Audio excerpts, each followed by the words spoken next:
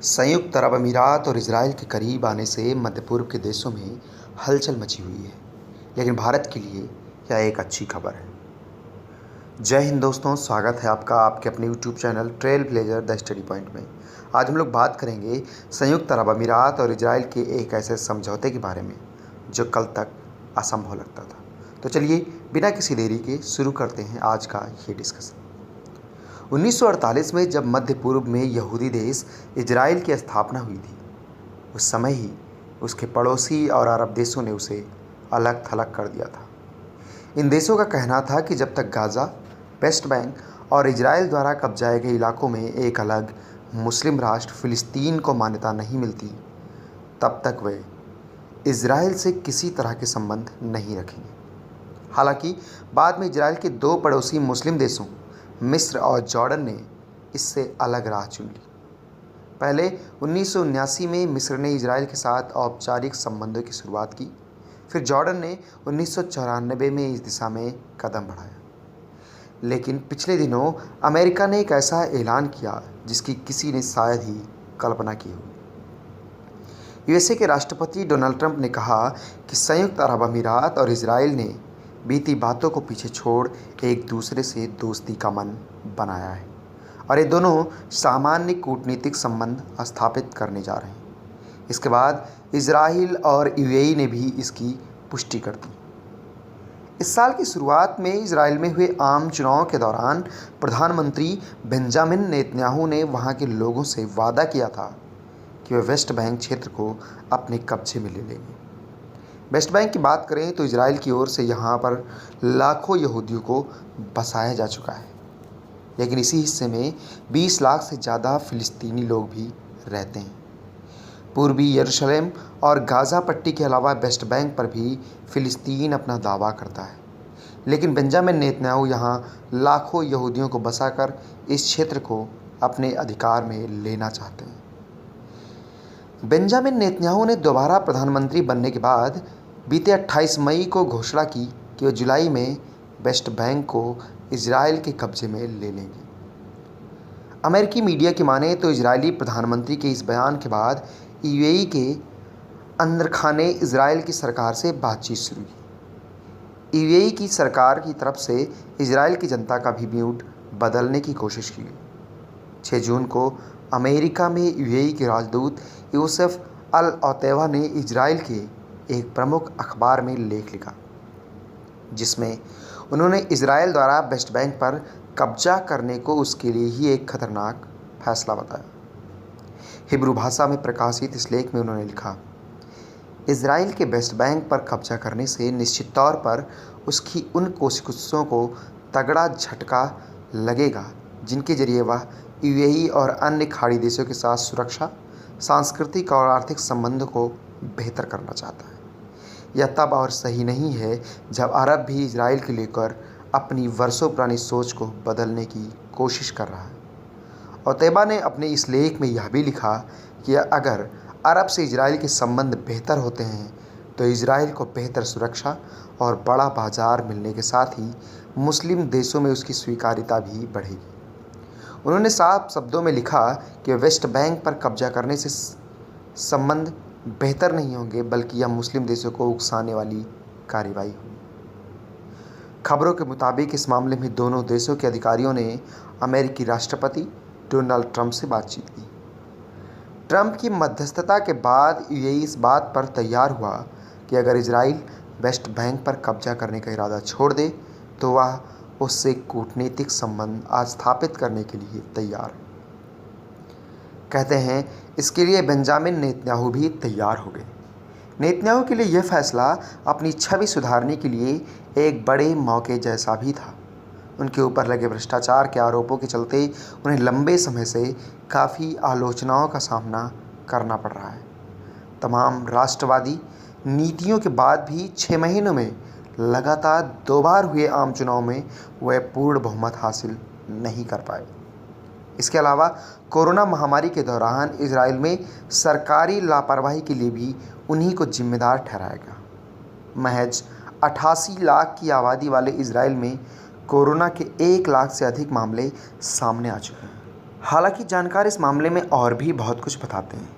London स्थित international institute for strategic studies के email होकायम एक ब्रिटिश न्यूज़ चैनल से बातचीत में कहते हैं कि यूएई के युवराज क्राउन प्रिंस शेख मोहम्मद बिन जायद के लिए यह समझौता एक जुआ जैसा है, लेकिन यह एक ऐसा जुआ है जिसमें सारे पत्ते उनके ही पक्ष में हैं। होकायम के मुताबिक इस समझौते से यूएई की स्थिरता पर कोई असर नहीं पड़ेगा। इससे यूएई और अमेरिका में अपनी अच्छी छवि बनाने में मदद मिली, जो यमन युद्ध में उसके शामिल होने के कारण खराब हो गई थी। साथ ही अब वो बिना रोक टोक अमेरिका से हर तरह के हथियार भी खरीद सकेगा। हथियारों की खरीद यूएई के लिए कितना मायने रखती है, इसका पता यूएई के विदेश राज्य मंत्री अनवर गर्गस के एक बयान से लगता है। पिछले दिनों उन्होंने कहा कि इजराइल से समझौता होने के बाद अब यूएई को उम्मीद है कि उसे अमेरिका से F-35 लड़ाकू विमान मिल जाएंगे, जिसकी मांग वह काफ़ी पहले से कर रहा है। अमेरिका ने अत्याधुनिक तकनीक से लैस F-35 लड़ाकू विमान अपने यूरोपीय सहयोगियों के अलावा केवल तुर्की, दक्षिण कोरिया, जापान और इजराइल को ही दिए हैं। मध्य पूर्व में इजराइल की सैन्य मजबूती बनाए रखने की अमेरिकी नीति के चलते उसने यूएई और सऊदी अरब को यह विमान देने पर रोक लगा रखी थी। विदेश मामलों के जानकार यूएई के इजराइल के करीब जाने की एक वजह ईरान का डर भी बताते हैं, जो हाल में ईरान और चीन के बीच हुए ऐतिहासिक समझौते के चलते और बढ़ गया है। पश्चिम एशिया की राजनीति पर करीब से निगाह रखने वाले जेएनयू स्थित centre for West Asian studies के प्रोफेसर ए.के. पासा बताते हैं कि इस समझौते को ईरान की बढ़ती ताकत के मद्देनज़र किया गया है। यूएई और इजराइल दोनों ही ईरान के परमाणु कार्यक्रम के विरोध में हैं। दोनों ही देश नहीं चाहते हैं कि वो अपनी सैन्य क्षमता में इजाफा करें, क्योंकि इससे इस पूरे क्षेत्र में अस्थिरता का खतरा बढ़ जाएगा। ऐसे में ईरान के बढ़ते कदमों को रोकने के लिए यूएई को इजराइल का साथ चाहिए। प्रोफेसर पासा ने कहा कि इस समय पूरा अरब जगत ईरान से डरा हुआ है। इस समझौते के बाद ईरान को इजराइल की फ़ौज के उसके घर के बाहर तक आने का डर रहेगा। ये कहीं ना कहीं अरब जगत के दूसरे देशों के लिए सुरक्षा की गारंटी भी होगा। ए.के. पासा ने इस मामले में और बात जोड़ी। उनके मुताबिक इस समझौते के पीछे एक वजह यह भी है कि अमेरिका मध्य पूर्व से निकलना चाहता है और अब इस क्षेत्र में जो जिम्मेदारी वो निभाता आ रहा था उसे अब वो अपने विश्वासपात्र देश इजराइल के हाथ में सौंपना चाहता है।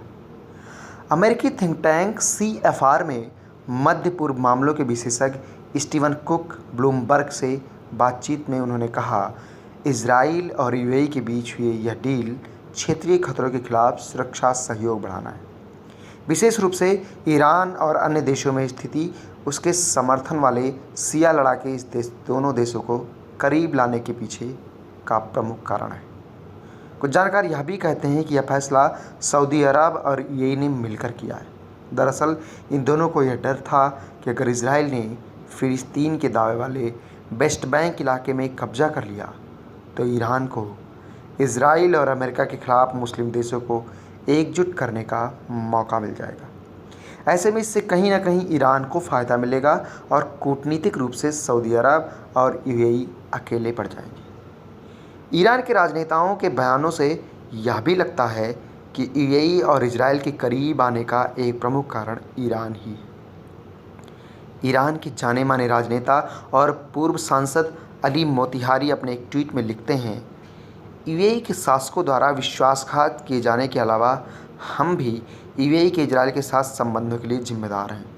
हमने अरबों को भयभीत किया और उन्हें इजराइल के पास पहुंचा दिया। उनका यह डर खत्म किया जाना चाहिए। यूएई और इजराइल के करीब आने की खबर के बाद सबसे तीखे बयान ईरान की ओर से ही आए हैं।